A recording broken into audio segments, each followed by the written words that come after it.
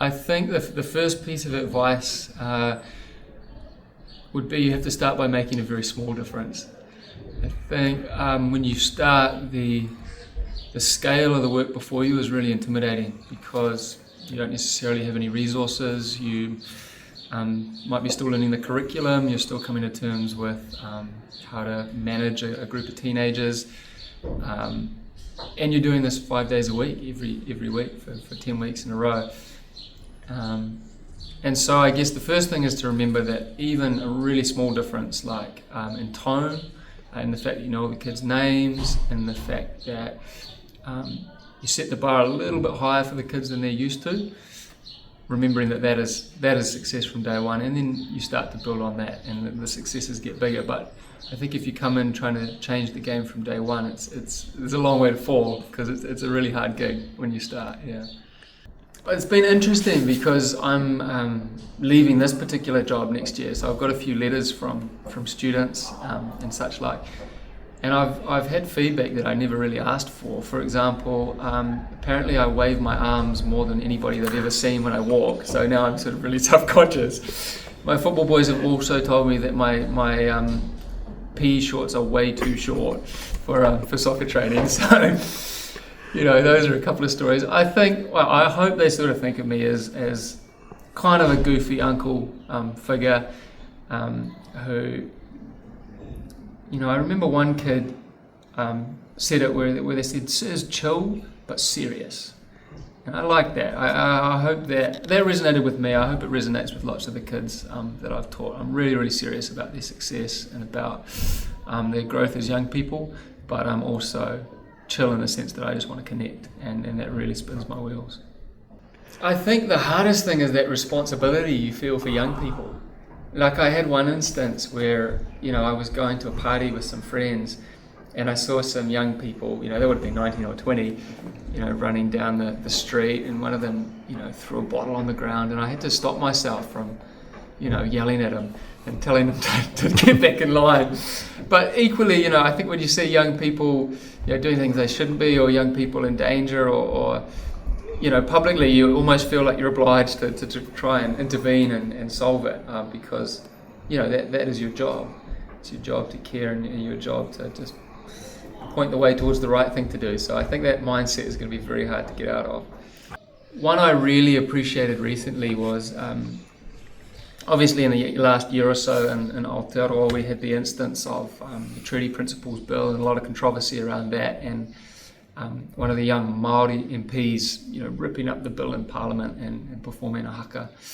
And I remember only, I don't know, a month or so ago, the kids staged a similar thing when I asked the kid to move desks, and he stood up, grabbed his periodic table, started ripping it and pulling a pukana at me, and then we all just cracked up laughing, and he moved over to where he was supposed to. But I just loved that moment because it kind of encapsulated this real intelligence, this real kind of awareness of what was going on, and a way to translate it into what we were doing, but also just a great sense of humour and a sense of theatre and a sense of fun. And so I think that one really encapsulated my time at Otahuhu College. You know, one of the first, I guess, things I came in with was thinking that you know, group work and group activities and group games are the way to engage a class. And I'm not saying that you can't do group activities, but fortunately or unfortunately, so many of our assessment mediums at the moment are individual, paper test, paper submission, whatever.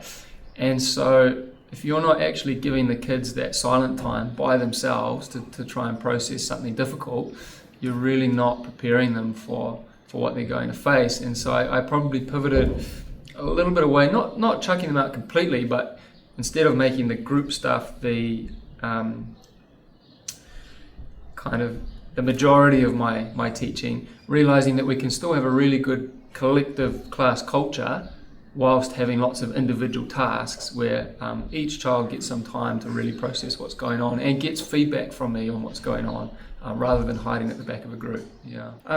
Honestly, growing up, I had no idea what I wanted to do. I think because I was, you know, did reasonably well at school, there was this implicit pressure to be an engineer or be a lawyer or something like that, something kind of quote unquote professional. And so I kind of just drifted along with that tide, did an engineering degree because I liked physics and maths.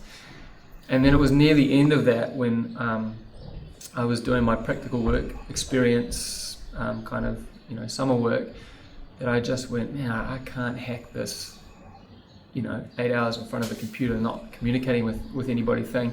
And also it started to occur to me at that point that I couldn't see outcomes that moved my heart as well as my brain. It just felt like optimizing a few percentage points for kind of really big abstract companies. And I know people do a lot of good in that area, but it really didn't spin my wheels. And so then I started thinking, wow, I have to find something to do. Both my grandparents were teachers way back in the day, for a little while in the Solomon Islands and also in Northland. And so they sort of, really served, I guess, emerging communities their whole lives. And I was always very inspired by them and still am. And then I came across Teach First promo through my time at uni, and there was always this little thing in the back of my head that sort of thought, maybe I should look into that, like maybe that could be worth a crack. And so I sort of applied on a whim, went to the kind of wānanga, met everyone, went through the interview process, and within 2 weeks, I had a job as a physics teacher, which was totally not what I was intending. I actually went in wanting to be a maths or an English teacher, and so I sort of ended up here by accident. And then the last 5 years has been a process of really growing into the role and learning to love it. I would love to say that I'm just an endless fountain of enthusiasm and positivity and hope, but honestly, the reality is the students have this funny way of picking me up, often with a ridiculous off-topic comment or a joke in class or something that makes us all laugh, or some kind of unexpected kindness they'll sort of do for you.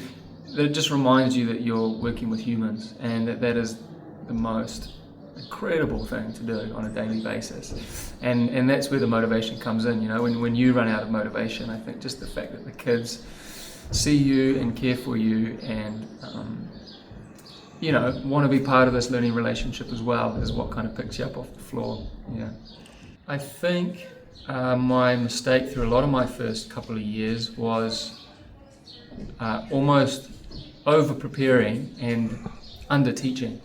So I would spend hours and hours and hours and be up really late making all these resources to make sure every sort of 10 minutes of the lesson was perfectly allocated to a worksheet or a PowerPoint or a game or an experiment. And when I was getting close to sort of burning out, I started realizing that because I'd done so many activities in one lesson, I actually hadn't really gotten much out of any of them. Well, the kids hadn't been given long enough to get anything out of any of them. And so as I started to wind back and go, wait, I only actually need a simple resource, because that's when the teaching happens. Can I encourage questions? Can I get the kids to reflect on what they've just done? Can I just pivot slightly off the resource we've started with, so I don't have to make resource after resource after resource, but the kids get enough time to soak in it, to feel like they've mastered something and to feel like they've made progress in a lesson. Do you think you'll still wake up at 6 a.m. out of habit? At least for a couple of weeks, yeah. I think it's the Sunday night one that's going to be the hardest to break. The Sunday scary is when you're going, oh my gosh, I've got 100 kids tomorrow. I've got no plan whatsoever. What the heck am I going to do? I think that'll take me a while to get over. I think eventually I'll sleep till 7:30. I think my message would be that, even in my short life, I've found that, most things pass and fade away, and the things that remain, the things that endure, are the relationships and the connections between people. And that's where, you know, for me, the real richness in life comes from. Friends, colleagues, family, students, is that kind of beautiful, sacred va we enter into when we acknowledge each other and work together or hang out together or just be together. And, you know, that's really the source of all the joy and goodness, and certainly in my life. And so I would encourage students to head forward with that mindset, always looking, you know, whether at university or in a job, or, you know, what are the relational things that are happening here? What are the relationships being formed that are going to sustain them over the rest of their lives? Yeah. I think my advice would be to reflect on whether your personality would be compatible with teaching.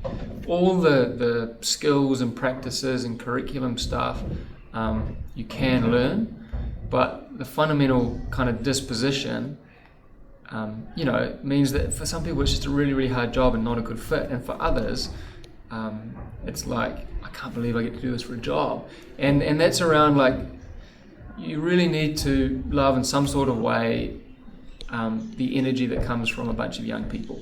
And if that's something that enlivens you and makes you excited, then you're going to thrive. If that's something that seems kind of like wearying or stressful, then, you know, maybe it's not for you, because it can wear you down, that seeing 30 kids 4 times a day, every day. That is brutal, but it's also, you know, a great blessing if that's your kind of thing. That would be my advice.